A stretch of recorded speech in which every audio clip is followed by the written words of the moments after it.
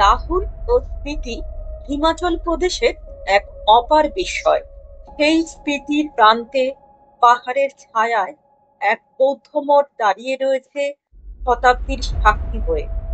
Q monastery, যেখানে সময় থমকে গেছে, যেখানে মমির চোখ যেন আজও জেগে রয়েছে ধ্যানমগ্ন অবস্থায়।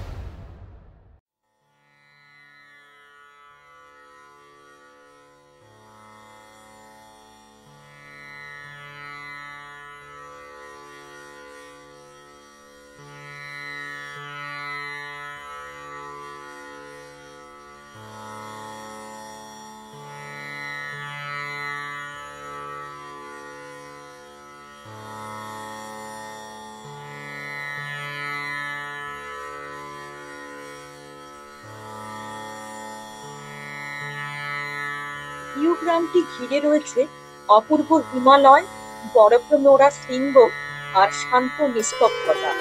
এখান থেকে চমৎকার ভাবে দেখা যায় লিওপার্জিয়াল পিকে ও তিব্বতের কিছু অংশ।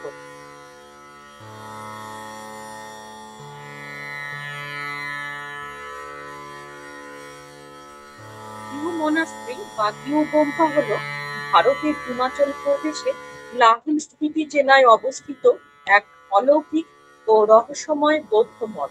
এটি ভারত চীন সীমান্তের কাছাকাছি স্পিতি উপত্যকার অন্তর্গত সুন্দ থেকে প্রায় 40 কিলোমিটার দূরে অবস্থিত।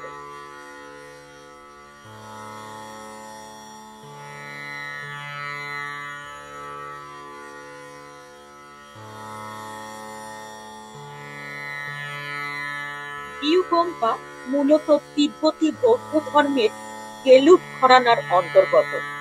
এটি প্রাচীন তিব্বতী স্থাপত্যরীতি অনুসরণ করে নির্মিত। গিউ গ্রামের গিউ মঠটি মাত্র 50 থেকে 75টি বাড়ি নিয়ে গঠিত এবং ভারত চীন সীমান্ত থেকে মাত্র কয়েক কিলোমিটার দূরে অবস্থিত। অতএব এটি একটি সীমান্ত সংবেদনশীল এলাকা এবং যদি মমি না থাকতো তাহলে গিউ গ্রামটি স্পিতি উপত্যকায় ভ্রমণকারী পর্যটকদের কাছে কখনোই জনপ্রিয় হতো না।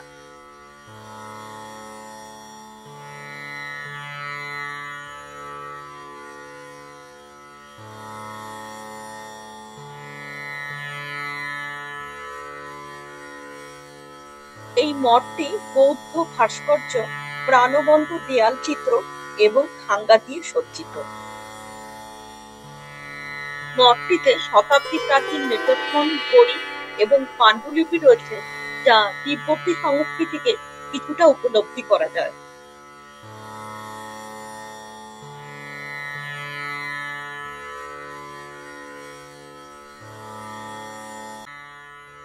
কিন্তু এই মঠকে বিখ্যাত করেছে এক মমিফাইড সন্ন্যাসী, যিনি প্রায় 500 বছর আগে।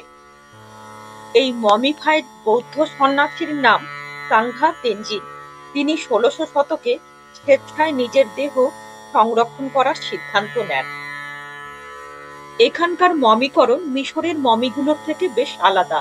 বলা হয় এটি সোকু শিনবুৎসু নামক একটি প্রাকৃতিক সমমীকরণ প্রক্রিয়ার ফলাফল, যা দেহের চর্বি এবং তরল পদার্থ দূর করে। জাপানের ইয়ামাগাটার বৌদ্ধ ভিক্ষুদের দ্বারা এটি করা হয়। এই পুরো প্রক্রিয়াটি সম্পন্ন করতে 10 বছর পর্যন্ত সময় লাগতে পারে।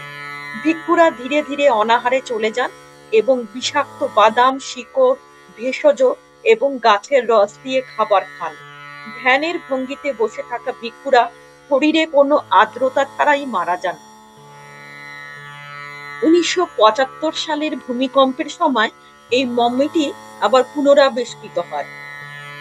তার শরীর আজও চামড়া, দাঁত এবং চুল সহ অক্ষত রয়েছে, কোনো রাসায়নিক সংরক্ষণ ছাড়াই।